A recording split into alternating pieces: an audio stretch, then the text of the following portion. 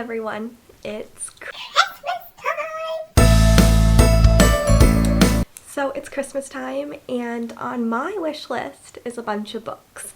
And I feel like you can look at my previous videos and get book recommendations. So I'm not going to give you books you should put on your Christmas wish list because I feel like any videos you watch of mine, you can get that idea. Instead, I wrote down the books that I want. I'm going to tell you those, and maybe we can get them both for Christmas. We both get them someone buys them for us because we put them on our wish list, and we can buddy read. That would be fun. So my first one is Alone with You in the Ether by Olivia Blake. This is about two people who meet in the Art Institution of Chicago by chance. Prior to their encounter, he is a doctoral student who manages his destructive thoughts with compulsive calculations about time travel, and she is a bipolar counterfeit artist undergoing court-ordered psychotherapy. By the end of the story, these things will still be true. This is not a story about endings.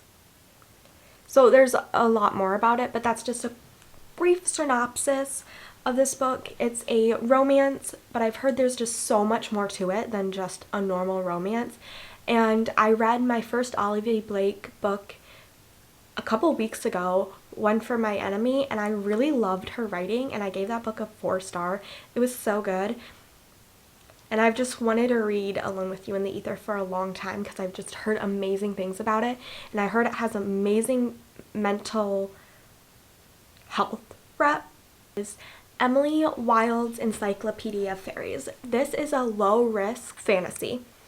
So if you like the high-risk fantasy where like people are dying and stuff like that, this is not your book for you.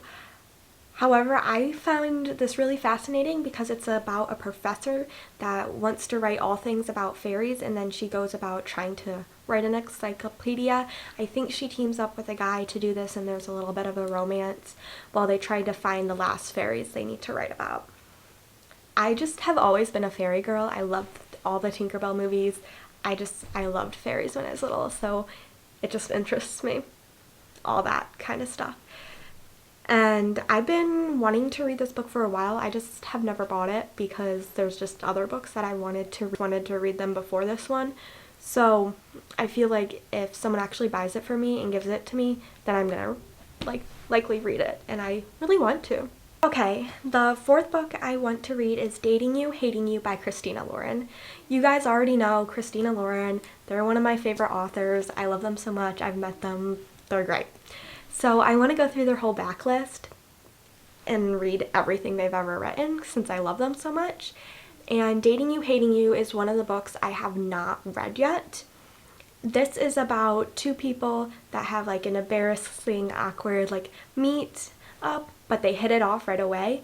How their two agencies merge and then they're competing for the same position.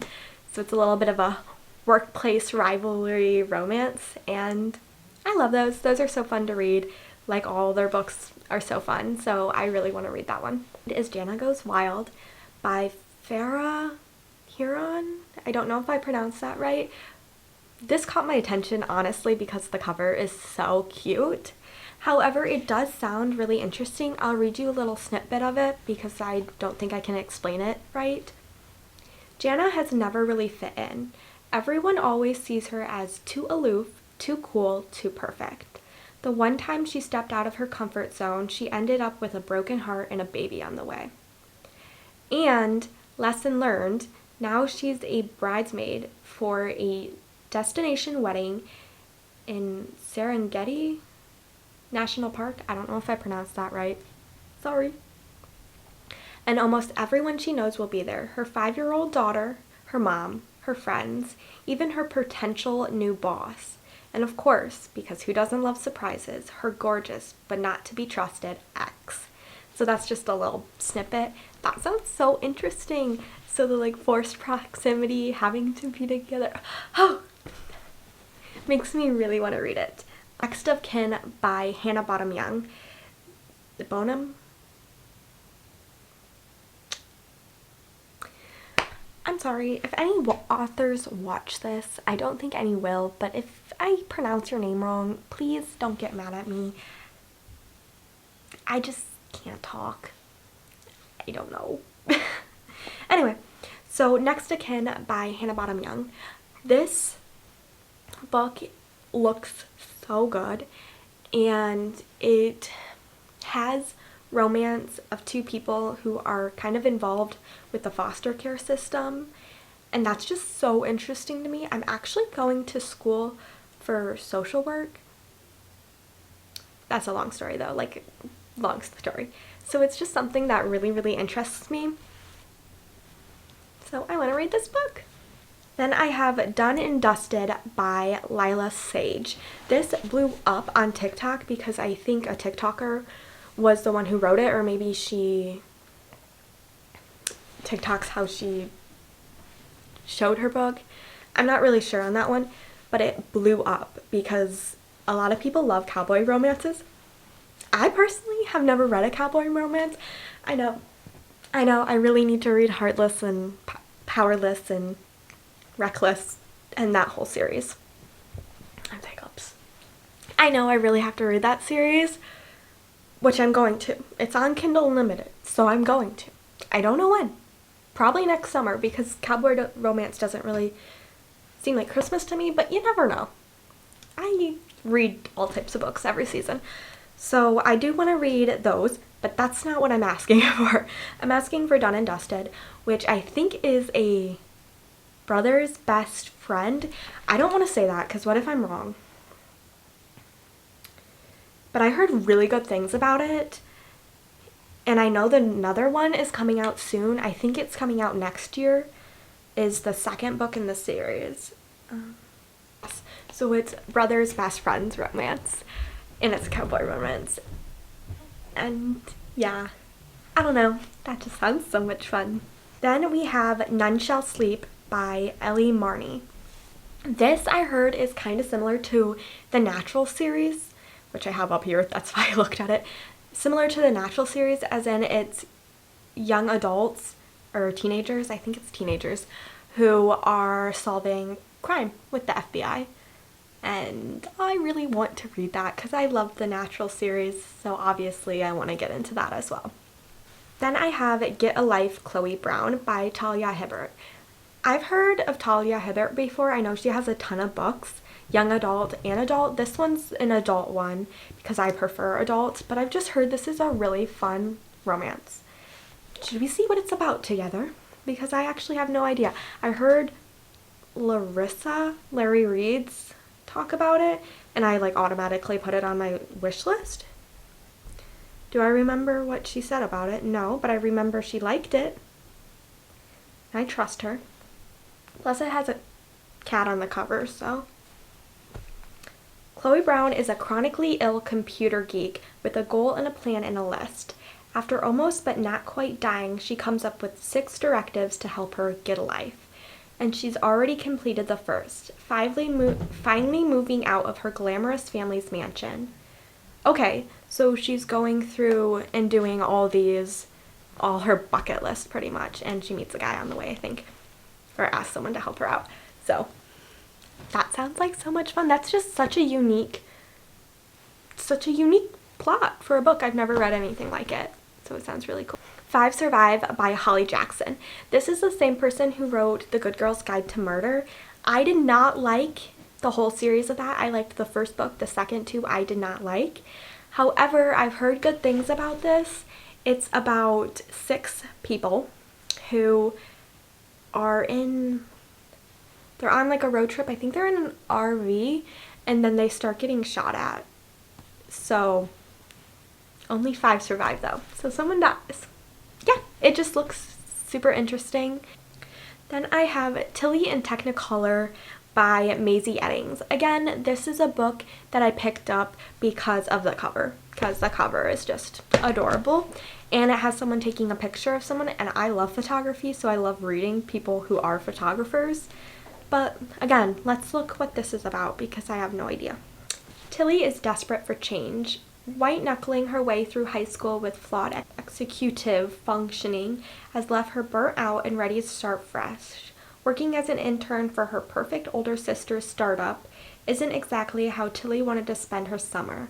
but the required travel around Europe promises a much-needed change of scenery as she plans for her future. The problem is, Tilly has no idea what she wants.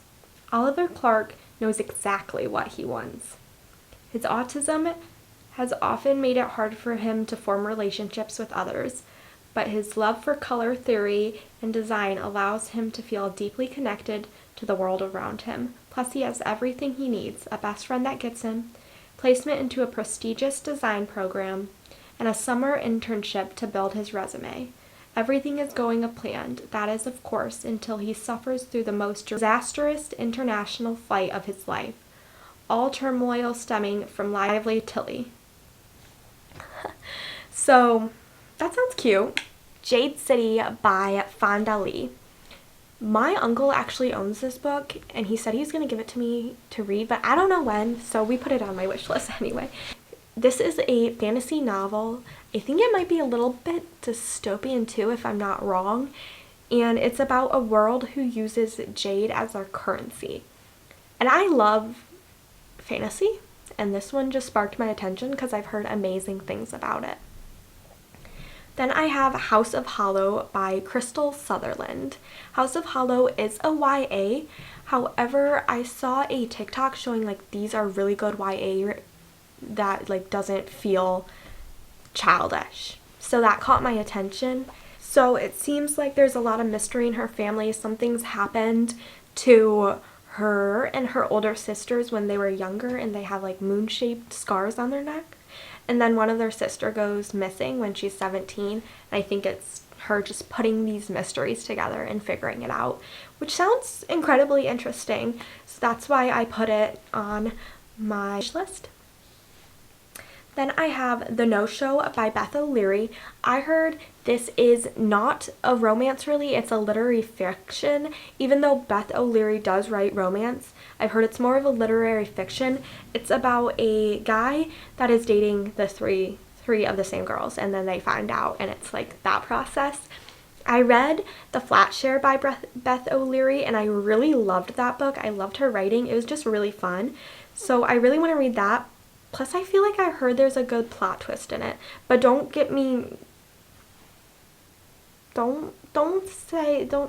tell people I said that, because I don't know for sure. I haven't read it. But that's just what I heard. Finally, Cleopatra and Frankenstein by Coco Mellors. This is again a literary fiction that I've just heard amazing things about. Oh my gosh.